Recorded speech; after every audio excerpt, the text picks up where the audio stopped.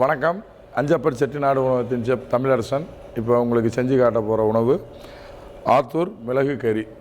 இதை எப்படி செய்கிறது, இதுக்கு செய்ய தேவையான பொருட்கள் என்ன அப்படிங்கிறத இப்போ பார்ப்போம்.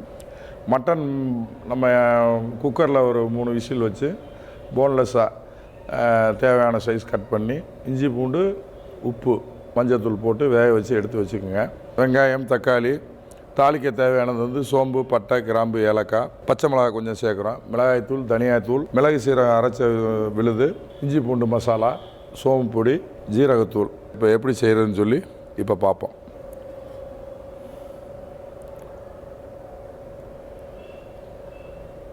ஆயில் ஒரு 3 ஸ்பூன். இது இப்போ எண்ணெய் காஞ்சிருச்சு. இப்போ இதுக்கு நம்ம தாளிக்கிறதுக்கு தாளிப்பு உளுந்து கொஞ்சம் சேர்க்குறோம். மிளகு சீரகம் அரைச்ச விழுது சேர்க்குறோம். அதோடு நம்ம இந்த மிளகு தனி மிளகு சேர்க்குறோம். முந்திரி சிறிதளவு சேர்க்குறோம். பட்டை 2 பீஸு, ஏலக்காய் ஒரு 3 பீஸு, கிராம்பு அதே அளவு, சோம்பு, காஞ்ச மிளகாய். இது நம்ம யூஸ்வலாக பூண்டு உரித்த மாதிரியும் சேர்த்துக்கலாம், இல்லை இடித்த பூண்டு இருந்தாலும் போட்டுக்கலாம். கருவேப்பிலை சேர்க்குறோம். இது நம்ம வறுவல் டைப்பில் செய்கிறதுனால ஆனியன் கொஞ்சமாக சேர்த்துக்கிட்டால் போதும்.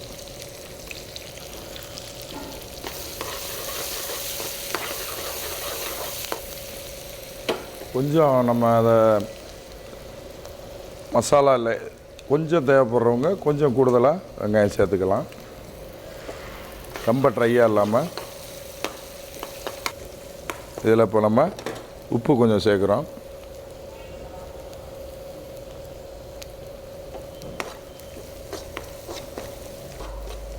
வெங்காயம் இப்போ வதங்கிடுச்சு. இப்போ இதில் நம்ம இஞ்சி பூண்டு விழுது, ஏன்னா அதிலே நம்ம இஞ்சி பூண்டு சேர்த்துருக்கோம் வேக வைக்கும் பொழுது, அதனால் இதில் கொஞ்சமாக சேர்த்தா போதும். இந்த மாதிரி நான் ஏற்கனவே சொன்ன மாதிரி அந்த வெங்காயம் இஞ்சி பூண்டு வதங்கும் போது சிறிதளவு தண்ணி சேர்த்துருங்க.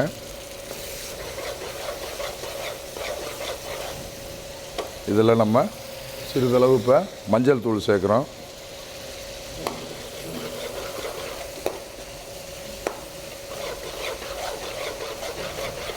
இந்த மாதிரி இஞ்சி பூண்டு உப்பு மஞ்சத்தூள் சேர்த்தோன்னா அதிலே மிளகு ஜீரகம், ஏன்னா இது மிளகு கறினால இந்த மசாலா கொஞ்சம் கூடுதலாக சேர்க்குறோம். நல்லா இந்த மாதிரி இப்போ பார்த்தீங்கன்னா உங்களுக்கே தெரியும். அந்த மிளகு ஜீரக மசாலா சேர்த்தோன்னே அதில் சிறிதளவு தக்காளி சேர்க்கணும். நம்ம கொஞ்சமாக சேர்த்தா போதும், 1 ஸ்பூன் சேர்த்தா போதும். அதையும் நல்லா மிக்ஸ் பண்ணி, ஏன்னா கறியை நம்ம ஆல்ரெடி குக் பண்ணிடுறோம், அதனால் இந்த மசாலா கலவையை நல்லா கூடுமான வரை எண்ணெய் பிரிஞ்சு வர்ற அளவுக்கு நல்லா வதக்கிடணும்.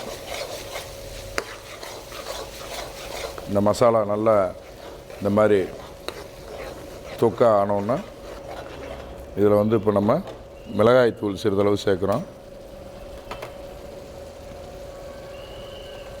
இதில் மிளகு ஜீரகம் வேறு நம்ம சேர்க்குறதுனால இதில் சிறிதளவு சேர்த்தா போதும். தனியாத்தூள் சோம்புத்தூள் ஜீரகத்தூள்.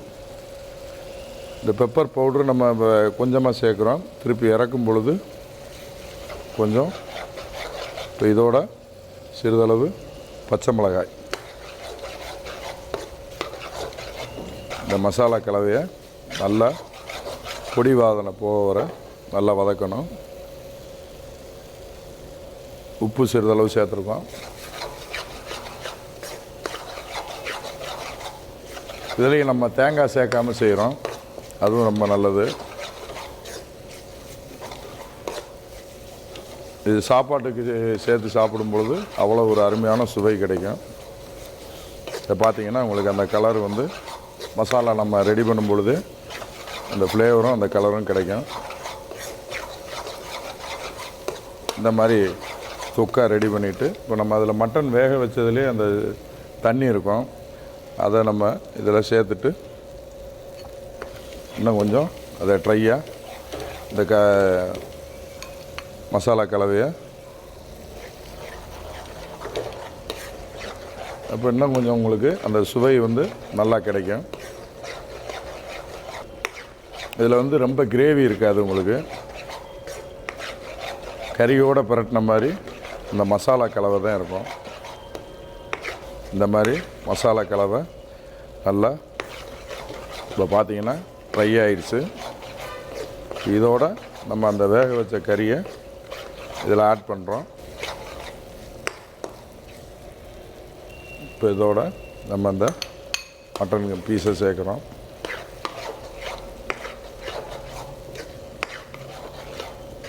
இப்போ பார்த்தீங்கன்னா அந்த கறியும் இந்த மசாலாவும் நல்லா ஒன்றோட ஒன்று கலந்து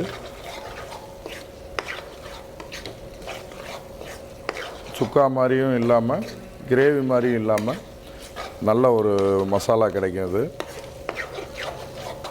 இப்போ இதில் நம்ம மிளகுத்தூள் அது கொஞ்சம் சேர்க்குறோம். அஞ்சப்பரின் ஆத்தூர் மிளகு கறி ரெடி ஆயிடுச்சு.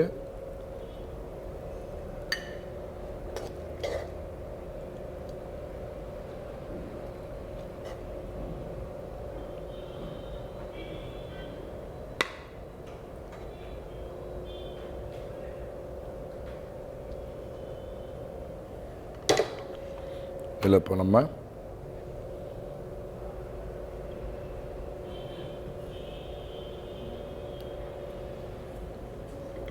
சூடான சுவையான ஆத்தூர் மிளகு கறி எப்படி செய்கிறதுன்னு சொல்லி பார்த்தோம்.